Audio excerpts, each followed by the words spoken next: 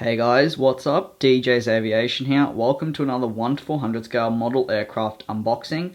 As requested by you guys in the comment section of my latest unboxing, the American Airlines 777, the highest voting aircraft was Air Force One. So here we have the Gemini Jets United States of America Boeing VC-25A unboxing and review.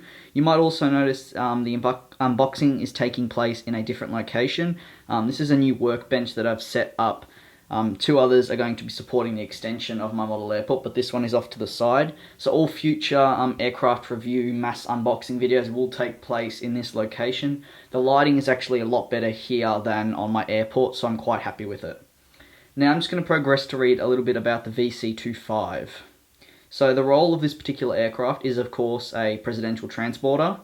The first flight was May 16th, 1987, and it was produced between 1986 and 1990 as there are two units. So one unit costs $325 million US, and it was developed from the Boeing 747-200B.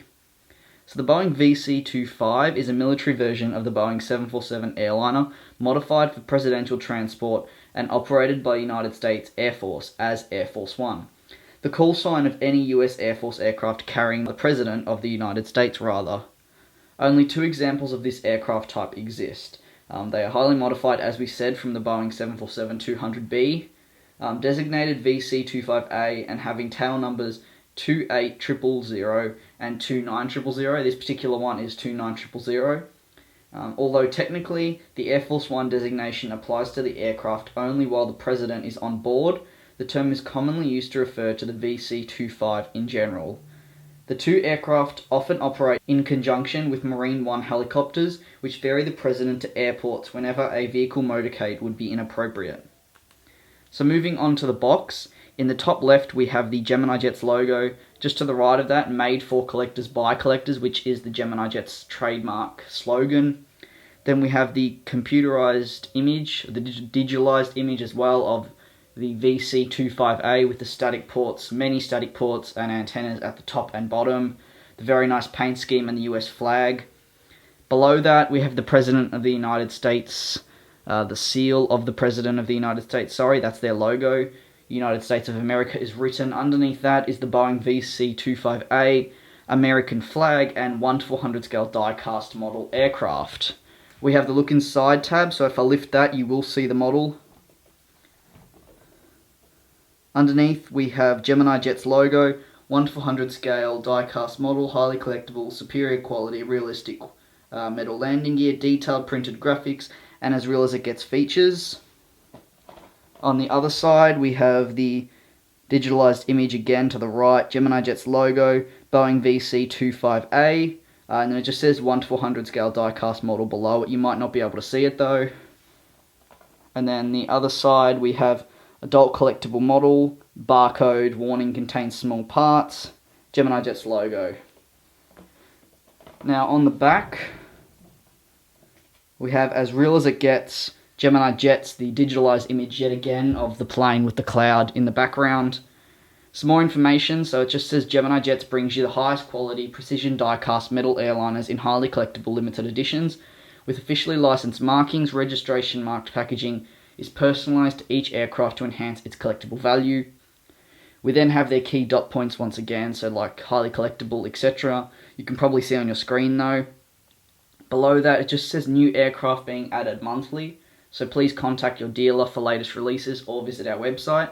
Now their website is www.geminijets.com, however they do have a Facebook page. Their Facebook page is www.facebook.com/GeminiJets.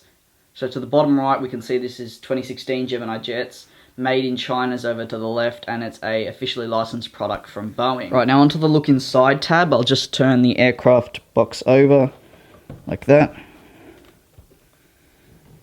You can probably see all the information now. If you want, you can take the opportunity to pause the video. There's the model itself. Now the unpackaging is quite similar. We have the opening tab where we slide the model out. Right, fast forward 15 seconds later and I actually have got the top layer of the packaging undone now. Sometimes Gemini Jets do pack it very tightly, which can be quite annoying.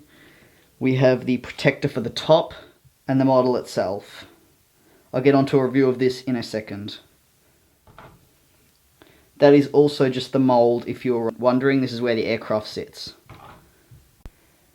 Alright guys, now that the model is finally out of the packaging, we have, moving from left to right, the cockpit windows. Now, the start of the passenger windows. Now, if you know what a normal 747 looks like, you will realise that these windows are very, very far forward. They are almost directly below the cockpit windows. That's just because, I guess you could say, this is a private 747. We have the first entry door, kind of a cargo door. Again, we have that logo that I was talking about, which is on the box. That's the seal of the President of the United States. It's like their logo. The unique blue band stretches from the nose all the way to the tail. However, it progressively gets thinner. United States of America is written in the middle of the aircraft towards the top, where a host of static ports / antennas and all the secret protective gear, etc. all sits. Something I was a bit disappointed on this model was on the box, which I will show you at the end of this review. You'll be able to see that the picture shows there are static ports and antennas, etc. underneath the aircraft. It shows there are 4. However, on the model, there's actually none. I mean, it's a little thing, but it kind of puts you off when you see the digitalized image, but it's not exactly the same. We have the engines, of course.